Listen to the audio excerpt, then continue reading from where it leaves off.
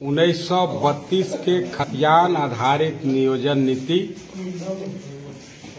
मुख्यमंत्री द्वारा हम कह सकते हैं कि झारखंड के पढ़े लिखे नौजवानों के साथ एक बहुत बड़ा धोखा है, छलावा है।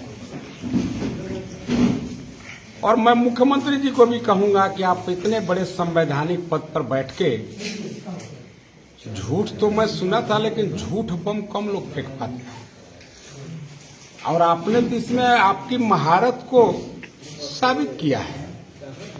आपने खुद विधानसभा में वक्तव्य दिया था कि 1932 आधारित नियोजन नीति नहीं बन सकता है। न्यायालय में यह मामला स्टैंड नहीं करता है, न्यायालय में यह मामला टर्न डाउन हो जाएगा, टूट जाएगा। और ठीक 2 महीना के बाद जैसे ही आपको अपनी कुर्सी जाने की चिंता सताने लगती है, आपका काला बाजारी, आपके द्वारा अवैध खनन, हजारों करोड़ की उगाही का मामला जब पर्दाफाश होता है, लगता है कि आपके कुर्सी को खतरा है, तो आप आनन फानन में विशेष सत्र बुला करके यहाँ के नौजवानों को दिग्भ्रमित करने के लिए 1932 के खतियान आधारित नियोजन नीति को आप विधानसभा से पारित करते हैं। मेरा आप सबों के माध्यम से मुख्यमंत्री से यह प्रश्न है कि आपने आनंद फानन में 1932 आधारित खतियान नीति को विधानसभा में तो आपने पास किया।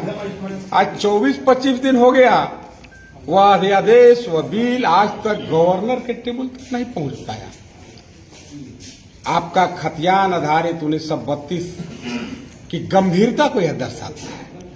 मैं दावे के साथ कह सकता हूं, यह मुख्यमंत्री यहाँ के नौजवानों को दिग्भ्रमित करके फिर से उनका वोट मांगना चाहते हैं, उनका वोट ऐंठना चाहते हैं। अगर ऐसा नहीं है, 5 किलोमीटर बगल में गवर्नर हाउस है, आपका वह विधेयक अभी तक गवर्नर के यहाँ तक क्यों नहीं पहुंचा? और 27% आरक्षण की बात, यह ओबीसी पिछड़े समाज के साथ भी भारी धोखा है। आपने देखा होगा, पिछले बार पंचायत के चुनाव हुए थे, ग्राम पंचायत के चुनाव हुए थे, पिछड़े समाज के लिए भी आरक्षण का प्रावधान था। हेमंत सोरेन ने पिछड़े के आरक्षण को खत्म कर दिया। बिना आरक्षण के ग्राम पंचायत का चुनाव हुआ। आज हजारों जनप्रतिनिधि जो पिछड़े समाज से हैं, उन्हें ग्राम पंचायत के जनप्रतिनिधि बनने का हक हम कह सकते हैं कि हेमंत सोरेन ने लूटने का काम किया है। और दूसरी तरफ ये नकली ढेकोफला रखते हैं कि हम 27% आरक्षण देना चाहते हैं। भारतीय जनता पार्टी तो 27% छोड़िए, हम तो 32% ओबीसी को आरक्षण मिले, इसका पक्षधर है। लेकिन सही में मिले। आप वोट बैंक की राजनीति मत करिए, तुष्टीकरण मत करिए। आदरणीय नरेंद्र भाई मोदी ने, भारत सरकार ने पिछड़ा आयोग बना करके पूरे भारत के पिछड़े समाज को संवैधानिक अधिकार दिया है और स्टेट को फ्री किया है।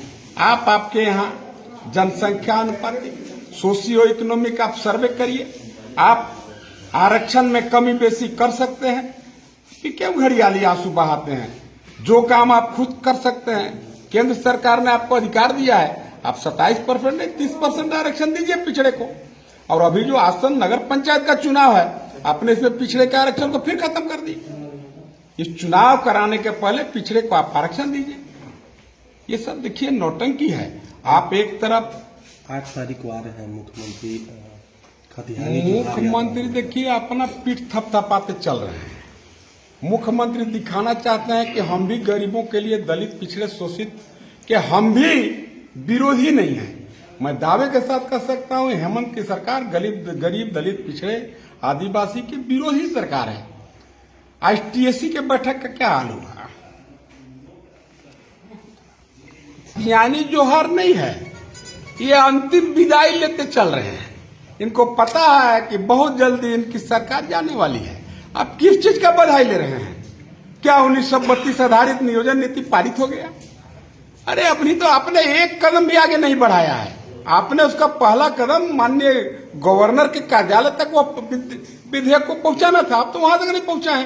किस चीज का आप जोहार और अभिवादन लेते चल रहे हैं? हमें लगता है मरने के पहले लोग जिस तरीका का गांव देहात में अभी भी परंपरा है, जिंदे में अपना काम क्रिया करवा लेते हैं कि भाई मुइला पर होगा कि नहीं होगा। अगर गलत काम कैले रहेगा तो बेटो नाती बढ़िया से काम क्रिया फिर खुद नहीं करता है। हम कह सकते हैं वर्तमान सरकार हेमंत सोरेन की सरकार उसी तर्ज पर अलविदा हेमंत, ये सुनने के लिए जनता के बीच में आ रहे हैं। बहुत जल्द ये सरकार जाने वाली है। ये पूरा 100% नौटंकी है, कोई जोहार यात्रा नहीं। और अभी तो चर्चा यहाँ तक है कि पब्लिक ने जब इन्हें नकार दिया, भीड़ होने की उम्मीद नहीं रह गई, तो सुन रहे कि बड़े बड़े कलाकारीन भी आ रहे हैं। कलाकारीन आएंगे, ठुमका लगाएंगे, लोग उनको देखने के लिए, सुनने के लिए आएंगे। और उसी में भैया जी भी भाषण देगा उछिल उछिल के कि भाइयों बहनों मैं बालू नहीं चोराता हूँ, 200 एकड़ का मैं माल नहीं बनवाया, अयूब मंसूरी की हत्या से मेरा कोई लेना देना नहीं, चौधरी समाज के बाप बेटी की हत्या से कोई लेना देना नहीं, वो खरगाड़ा और फरठिया की जमीन लूटने में मेरा कोई हाथ नहीं। इस तरीका का भाषण देंगे। आज सभी लोगों को पता है कि भैया जी हो चाहे हेमंत जी हो, ये सभी ईडी के निशाने पर हैं। बहुत जल्दी आप देखिएगा इनका सही जगह जो काल कोठरी इनके लिए बना है वहां तक ये पहुंच जाएंगे। आप आश्वस्त रहिए, ये नौटंकी करने से आप नहीं बचेंगे। अरे भाई, आपसे ईडी पूछ रहा है कि आप 1000 करोड़ के आरोपी हैं, आप कह रहे हैं कि हमको आदिवासी है इसलिए दबा रहा है। कहाँ की बात, कहाँ हंसुआ के बिया में खुरपा के गीत। मैं कह सकता हूं यह ढकोसला है, और ये ढकोसला बताता है कि ये सरकार बहुत जल्द जाने वाली है। धन्यवाद।